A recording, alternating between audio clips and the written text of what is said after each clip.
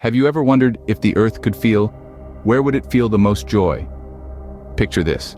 A faithful person steps forward, carrying sacred items in their hands, holy wood, a bundle of twigs known as barisma, and holy meat. They also hold a mortar, symbolizing their commitment to uphold the laws of love as they call out to Mithra, the lord of wide pastures, and Ramahavastra. This, according to ancient texts, is one of the places where the earth feels the most joy. Now imagine a house. Not just any house, but a home filled with life. Within its walls, there's a priest, a family, cattle, and herds.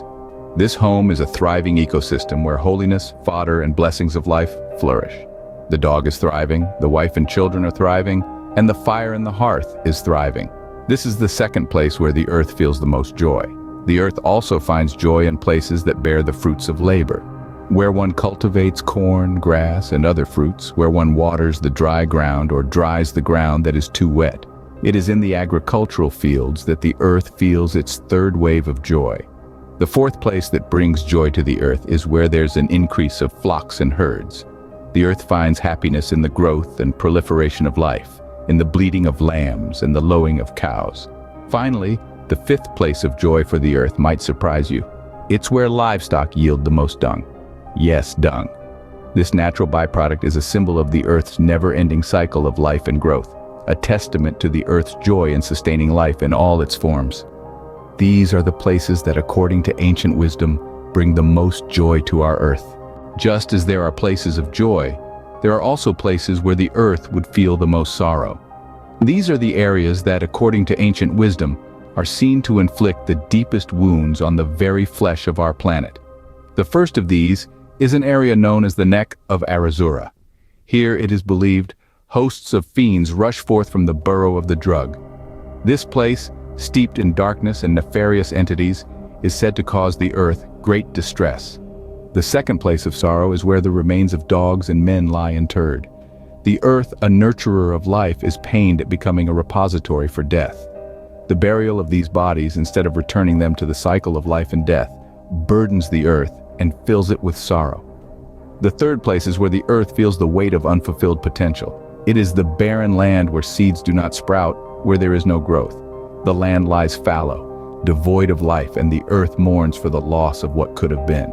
The fourth place of sorrow is where the water is stagnant, where the life-giving streams and rivers do not flow. The earth grieves for the lack of movement, the lack of life, and the stagnation that sets in. The fifth and final place of sorrow is where the air is polluted, filled with smoke and toxins. The earth grieves for the loss of its pure breath, the air that sustains all life. These are the places that, according to ancient wisdom, bring the most sorrow to our earth. The things that bring joy or grief to the earth are those that produce fertility and life, or sterility and death, either in it or on it. Think of the earth as a living entity, not just the ground under your feet or the planet spinning in space. It's a being that breathes life, an entity that responds to the actions of its inhabitants. The earth rejoices when life thrives, when faith is strong, when people respect and nurture their surroundings. On the other hand, the earth feels sorrow when life is extinguished. It grieves when its resources are exploited, when its inhabitants are in discord, and when the balance of nature is disrupted.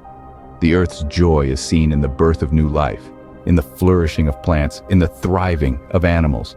It's in the shimmering rivers that quench the thirst of the land, in the mighty mountains that stand tall, and in the forests that breathe life into the air. The earth's sorrow, on the other hand, is felt in the barren lands stripped of vegetation, in the extinction of species, in the pollution of its rivers and skies. It's in the scars left by deforestation, in the dwindling resources, and in the silence where once there was the chorus of wildlife. But it isn't all gloom and doom. The earth's sorrow is also a call to action. It's a plea for us to be more mindful of our actions, to respect the resources we have, and to strive for balance. It's a reminder that every action has an equal and opposite reaction, and that we, as inhabitants of the earth, have a responsibility to ensure its well-being. The earth's feelings of joy and grief are not just abstract concepts. They're deeply rooted in the cycle of life and death. They're a manifestation of the delicate balance between creation and destruction, the ebb and flow of life. And it's this balance that we must strive to maintain. The earth's joy is our joy. its sorrow, our sorrow. By nurturing life, we bring joy to the earth. By respecting its resources, we alleviate its grief. And in doing so, we ensure our own survival and prosperity. So, the earth's feelings of joy and sorrow are deeply connected to the cycle of life and death. This concept of the earth feeling joy and sorrow is not a new one. In fact, it has been a topic of discussion among the Parsis for centuries. The Parsis, followers of Zoroastrianism, have a deep-seated respect for the earth, considering it a living entity capable of experiencing emotions. This perspective is deeply rooted in their sacred texts, which treat the subject with a certain level of antithesis. For instance, in the Mano-i-Kard, a seminal text of Parsi literature, the earth's emotions are intricately woven into the narrative. The text presents the earth as a sentient being, capable of experiencing joy and sorrow based on human actions. The earth rejoices when it is cared for and nurtures life, and conversely, it experiences sorrow when it is harmed or life is extinguished. Similarly, in the Raviets, another important Parsi text, the earth's feelings of joy and sorrow are discussed in a more or less antithetical manner. The text underscores the belief that human actions directly influence the earth's well-being, and by extension, our own prosperity. These texts elucidate the Parsi perspective on the earth's capacity for emotions. They emphasize the importance of harmony between humans and the earth, advocating for responsible stewardship of the planet. The texts further underscore the belief that our actions can either nourish or harm the earth, thus affecting its capacity to sustain life. In essence, the Parsis have long recognized and explored the earth's capacity for joy and sorrow in relation to life and death. Their texts serve as a reminder of our interconnectedness with the earth, urging us to live in a manner that respects and cherishes our shared home. The Parsis have long recognized and explored the earth's capacity for joy and sorrow in relation to life and death. As we've explored, the earth's feelings of joy and sorrow are deeply intertwined with the cycle of life and death. These emotions, as conveyed through the ancient Pahlavi texts, are not just abstract concepts, but are connected to tangible elements like mountains, rivers, and celestial bodies. They are felt in the places where life thrives, where there is fertility, growth, and prosperity, and in the places where there is sterility, decay, and death.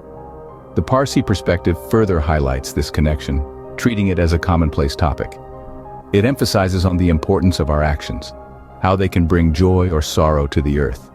The thriving of cattle, the cultivation of crops, the reverence for the natural world, these all bring joy. On the other hand, disrespect for life and the natural order brings sorrow. So next time you step outside, consider how your actions might bring joy or sorrow to the earth. After all, we are all a part of this cycle of life and death.